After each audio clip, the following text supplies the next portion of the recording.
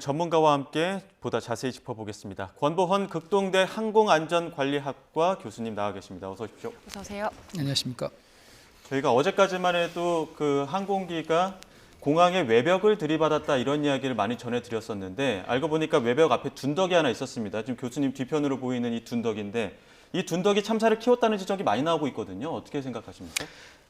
네, 지금 실제 항공기가 이 로컬라이저를 지지하고 있는 그 둔덕을 받음으로 해서 항공기 화재가 발생을 했습니다. 예.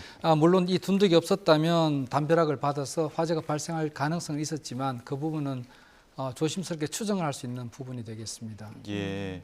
그 둔덕과 관련해서 문제 제기되는 게 왜 높게 설치를 했느냐. 네. 그리고 재질도 문제로 제기가 되고요.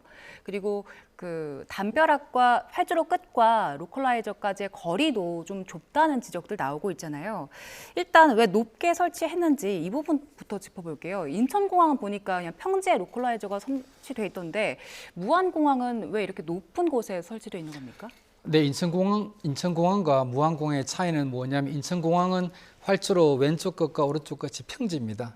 근데 무안공항 같은 경우는 항공기가 이번에 접근했던 곳이 우리가 끝쪽 반대쪽보다 5.6m가 더 높습니다. 그러니까 항공기 그 활주로가 좀 이렇게 경사가 져 있다고 봐야 되겠죠. 그러다 보니까 이 로컬라이저는 반대쪽에서 들어오는 항공기가 중앙선을 따라 들어올 수 있는 신호를 발사하는 장비입니다. 예. 그래서 이 장비가 낮게 되면은 방해를 받기 때문에 그 아래를 더 높여서 반대쪽에서 들어오는 항공기가 신호를 잘 받을 수 있도록 아래를 더 보강한 상태가 되겠습니다. 예. 그런데 이런 재질이나 높이 같은 것들이 국제 규정에 맞느냐 이런 부분에 대한 지적이 있거든요. 여기에 대해서는 어떻게 보십니까? 네, 이 재질에 대해서는 명확한 규정은 아니지만 가능한 이 안전거리 내에 있는 안전지역 내에 있는 어떤 설치물들은 항공기나 어떤 장비에 부딪혔을 때 잘 부서지거나 이게 손상을 적게 줄 수 있는 어떤 재질로 사용하라는 권고 내용은 있습니다. 그렇지만 이것이 어떤 명확한 규격은 없습니다. 예. 예. 국토부에서도 재질이 적정한지 그 여부를 따져볼 거라고 했는데 이와 관련해서 제대로 된 조사가 이루어지려면 어떤 점 살펴봐야 됩니까? 네, 제대로 된 조사가 이루어지려면 이 안전구역 내에서 지금 이제 국토교통부에서는 안전구역이 아니라고 이야기를 하고 있습니다. 예. 물론 지금 국제 기준에는 안전구역 밖에 있습니다. 예. 그렇지만 지금 아이카오나 미국 FAA, 연방항공청에서 권고하고 있는 사항은 그보다 더 먼 300m가 되겠습니다. 그렇지만 현재 이 시설물은 251m 지점에 있기 때문에 규정으로 정확한 규정에서는 밖에 있지만 우리가 권고된 사항 내에서는 안에 있는 조금 애매한 위치에 설치되어 있습니다. 예, 지금 보면은 그 해외 전문가들의 의견을 들어보면 우리가 1차적으로는 버드 스트라이크에 대한 원인에 대한 얘기를 많이 하지만 사실 하나의 원인일 수는 없고 여러 가지 지금 결정적인 원인이 다른 것들도 있을 수 있다. 복합적인 원인이 있다 이런 얘기하거든요. 교수님 생각은 어떠십니까? 네, 맞습니다. 사고는 하나의 원인으로 절대 발생을 하지 않습니다. 대부분 이런 모든 것들이 연결되거나 또는 연쇄적으로 연결돼서 사고가 발생을 합니다. 그래서 예. 하나의 큰 사고가 발생하기 위해서는 하인리라는 분은 대략 4,000건 이상의 어떤 사고 요인들이 모여서 하나의 큰 사고가 일어난다 이렇게 주장을 하기도 했습니다.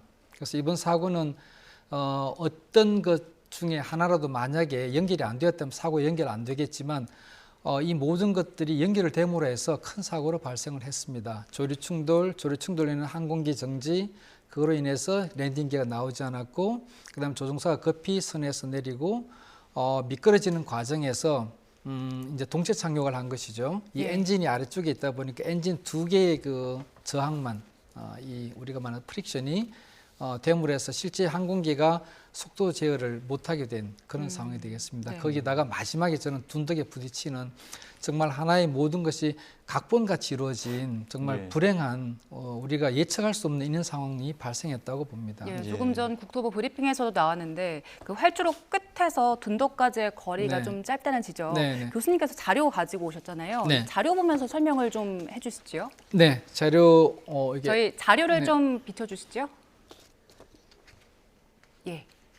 네, 이 자료를 지금 이 자료는 무안공항 자료는 아닙니다. 무안공항 자료는 아니지만 실제 우리가 활주로가 있고 활주로 끝단까지 해서 이 부분을 런웨이 스트립이라고 이야기를 합니다. 여기에서 60m를 더하고 60m에서부터 이 240m 이 구역을 우리가 그 활주로 종단 안전구역이라고 표현을 합니다. 예. 예. 지금 국토교통부에서 말씀하시는 부분은 이 부분이 240m가 아니라 90m이다. 국제 기준은 예. 그렇게 이야기를 하고 있죠. 그래서 실제 현재 국제 기준은 60m에서 90m를 대해서 150m가 맞습니다.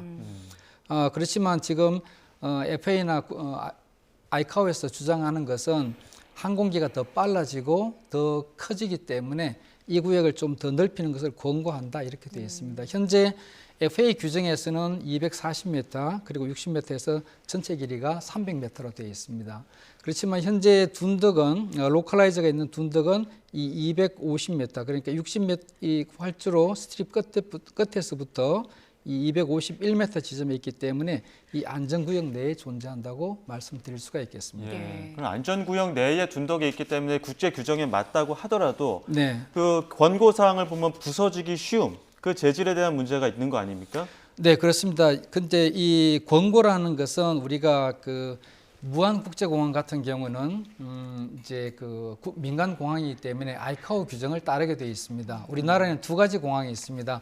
아이카오 규정을 따르는 공항과 FA 규정을 따르는 공항이 두 종류가 있는데 이 FA 공항 규정을 따르는 공항은 군과 같이 사용하는 공항들은 미국 미 연방 항공청 규정을 따르도록 되어 있고 예. 순수 민간공항, 인천공항이나 제주공항 이런 무항공항은 아이카오 규정을 따르도록 되어 있습니다. 예. 그래서 아이카오에서 현재 규정화되어 있는 그 150m에는 안전구역 내에서는 아닌 것이기 때문에 국토부에서 브리핑한 대로 현재로서 규정을 위반한 것은 아닌 것이 예. 맞습니다. 예. 교수님, 그 활주로에 기체가 동체 착륙할 때 보면은 네. 기체 손상이 거의 없는 모습이었는데 네, 여기 둔덕에 부딪히면서 사고가 커졌잖아요. 네, 맞습니다. 결과론적인 얘기긴 한데 만약에 콘크리트 둔덕이 없었거나 좀 부서지기 쉬운 구조물이었다면 피해가 이 정도까지는 안 날 수 있지 않았을까요? 네, 맞습니다. 이 둔덕에 그 항공기가 직선으로 가서 부딪혔죠. 예. 만약 항공기가 조금 활주로를 반대쪽으로 옆으로 벗어날 수 있었다면 예. 되겠지만 전혀 항공기를 컨트롤할 수 있는 상황이 아니었기 때문에 활주로에서 직선 거리에 있는 로컬라이저 둔덕에 부딪혔습니다. 근데 또 반대로 생각을 해보면은 만약에 부서지는 장비가 있었지만 그것을 초과해서 담벼락에 부딪혔으면 어떻게 됐을까 하는 생각은 해볼 수가 있습니다. 물론 우리가 담벼락이 얇다고는 생각을 하지만 담벼락의 높이라든가 또 항공기 속도에 의해서 이 차이가 얼마가 날지 하는 부분은 조심스럽게 실험을 해봐야 되지 않을까 하는 생각을 합니다.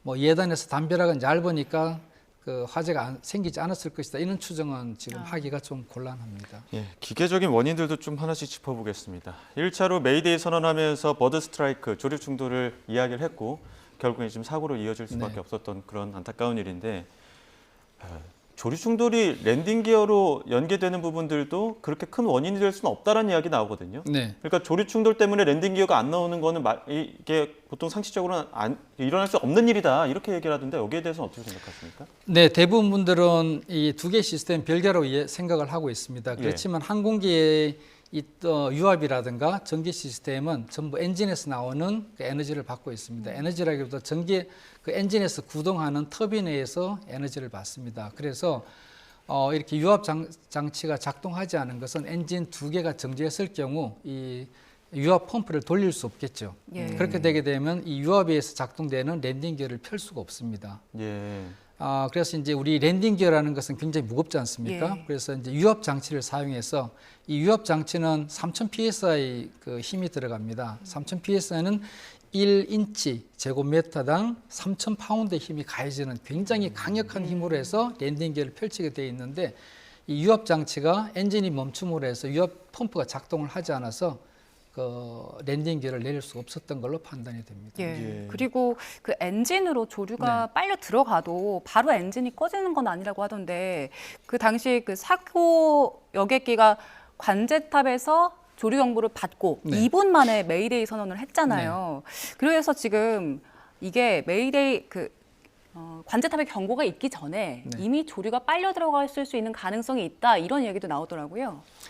예, 지금 그 관제탑에서 조류를 발견한 것은 굉장히 새 떼를 발견한 걸로 생각이 됩니다. 한두 마리는 관제탑에서 잘 보이질 않습니다. 그래서 이제 새가 최소한 10마리, 20마리가 이제 떼져 가게 되면 보이니까 예. 조종사한테 경고를 줬을 것이고 조종사도 이제 접근하면서 새떼를 봤을 겁니다. 그래서 새가 있으니까 이제 위쪽으로 폭행을 했겠죠. 예. 새는 통상적으로 이런 위험한 상황에서는 아래쪽으로 하강하는 특성을 가지고 있습니다. 왜 그러냐면 새는 이제 날개를 접으면 내려갈 수 있기 때문에 예. 그래서 조종사들은 그런 교육을 받죠.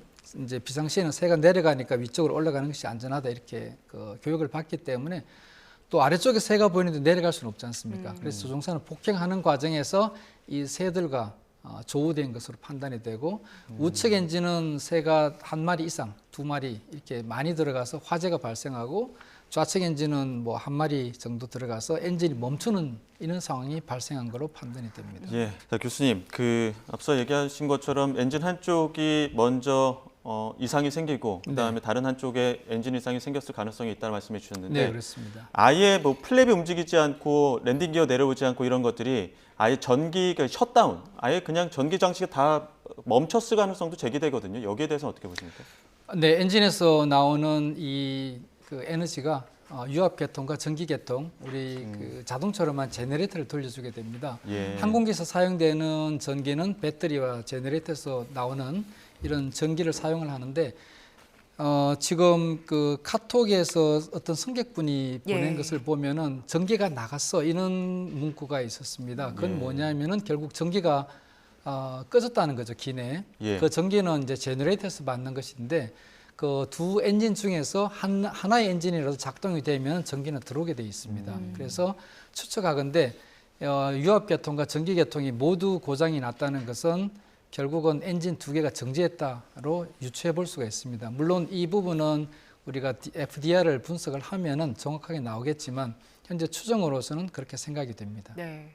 그리고 이 무안공항이요. 네. 조류 충돌 위험성이 높다는 자료들 나오고 있는데 네. 사실 다른 공항들도 보면 그 철새들이 좀 많이 출몰하는 지역에 지어졌잖아요. 네.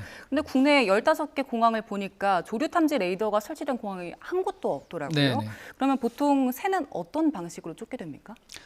새는 그 공항에 그 조류 퇴치 활동을 하는 그 요원들이 배치가 되어 있습니다.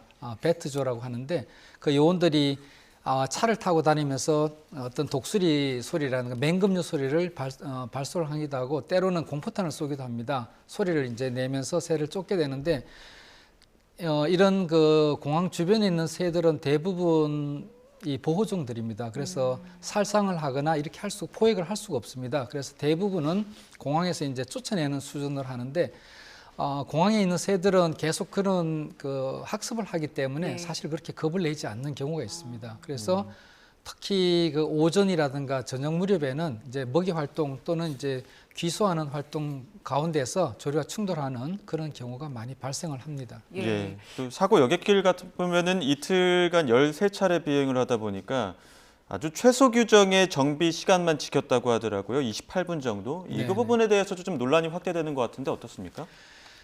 네, 대부분의 항공기들은 그 항공기 설계를 할 때 이 항공기가 어떻게 운영을 할 것인가를 좀 고려를 하고 있습니다. 예를 들어서 737 같은 경우는 이제 짧은 구간을 비행하기 때문에 이착륙을 많이 하겠죠. 그래서 비행 횟수가 많을 것이고 큰 비행기들은 장거리를 가기 때문에 비행 횟수는 적지만 비행 시간은 많을 겁니다. 예. 그래서 최소한 이런 그 규정들은 항공사마다 국가에서 지정한 그 턴 어라운드 타임, 중간 정비 시간이 있습니다. 네. 그 시간은 30분, 최소 30분인데 그 30분을 지켜서 운항이 됐다면은 그 법적으로는 전혀 문제가 없습니다. 네. 근데 보도 보니까 사고 네. 기종이 그 최소 요구 시간을 빠듯하게 사용했다고 네, 네. 하더라고요. 보통 이 기종을 좀 꼼꼼하게 정비하면 시간이 얼마나 걸립니까? 중간 체크는 그 체크한 항목들이 있습니다. 예. 이제 간단한 체크를 하는 경우가 있고 그다음에 좀 이 전체적으로 봐야 되는 정비가 있는데 이런 그 비행 중에 비행 간 이 체크는 굉장히 간단한 몇 가지 내용들만 보게 되겠습니다. 외형적으로 이상이 없는지, 예. 유압계통 이상이 없는지, 전기계통 이상이 없는지 이런 부분들만 보기 때문에 30분이면은 그 항공기 외형적인 점검은 다 끝날 수가 있습니다. 그래서 그 제주항공 여객기가 과연 뭐 관련 규정은 지켰지만 이 항공기에 대한 스트레스가 심했던 것 아니냐 이런 지적이 나오는데 제주항공에서는 절대 무리한 운항이 아니라는 입장을 밝혔거든요. 교수님 보시기에는 그 것도 한 13차례 이틀 동안 운행한 부분에 대해서는 항공기에 대한 어떤 결함이 있을 만한 스트레스는 아니라고 보십니까? 네, 그 스케줄을 봐야 되겠지만 이제 국제선을 몇 번 했고 국내선을 몇 번 했고 이제 이런 비행 간 그 점검할 수 있는 시간이 충분했는지 예. 그 부분이 법적인 요건을 맞췄는지 그런 부분을 봐야 될 것이고 대부분 정비사들이 현지 정비사들이 있습니다. 그분들은 전문화되어 있기 때문에 자기가 필요한 정비들을 수행을 하고 또 정비사가 이 정비 로그에 사인을 해야지 조종사가 그 로그를 받아들이고 비행을 할 수가 있습니다. 그래서 이 부분들은 조사 과정에서 메인터넌스 로그라든가 이 턴어라운드 타임 그리고 조종사의 서명 이런 부분들이 다 꼼꼼하게 체크될 것으로 판단이 됩니다. 예. 그리고 제주항공이 사고 항공기에 대해서 사고 이력이 전혀 없다 네. 이렇게 밝혔었는데요. 그런데 보니까 3년 전에 이륙을 하다가 꼬리가 활주로에 닿는 사고가 네, 있었더라고요. 그리고 과징금도 2억 넘게 네, 부과가 네. 됐었고요. 이런 사고를 관리하는 주체는 어디입니까? 예, 사고를 관련하는 주체는 사고가 발생을 하게 되면 그 해당 회사나 또는 조종사는 국토교통부에 보고를 하도록 되어 있습니다. 그럼 국토교통부에서는 그 사고 또는 항공기 결함 이력을 다 관리를 하고 있습니다. 예. 네. 예. 지금 이제 원인 분석위에서는 이제 당시 사고 당시에 조종사가 시간대별로 어떤 그 조치를 취했는지를 밝히는 것이 중요할 텐데 네. 그런 것들 밝히려면 어떤 것들이 지금 필요합니까? 블랙박스는 지금 당장은 어떤 뭐 커넥터의 문제도 있다고 하고요. 네, 사고 그 내용을 밝히기 위해서는 CVL 칵핏 조종실 음성 기록 장치를 확인을 해야 됩니다. 예. 하나의 블랙박스 중에 하나가 되겠죠. 이것을 확인하게 되면 조종사와 기장과 부기장의 대화, 기장과 객실 승무원의 대화, 기장과 관제사의 대화가 다 녹음이 되고 그 조종실 내에서 어떤 기재 취급을 했는지 딱 이는 소리까지 다 녹음이 됩니다. 예. 그래서 그 CVR을 이렇게 분석하는 게 가장 중요한 것이고 그 앞서 관제사와 조종사의 그 음성 기록은 관제탑에 보관되어 있는 음성 기록 장치를 분석을 하면은 또는 뭐 관제사와 이렇게 인터뷰를 하면은 바로 나올 것으로 판단이 됩니다. 예. 네, 알겠습니다. 여기까지 짚어보겠습니다. 지금까지 권보헌 극동대 항공안전관리학과 교수와 함께했습니다. 고맙습니다. 고맙습니다.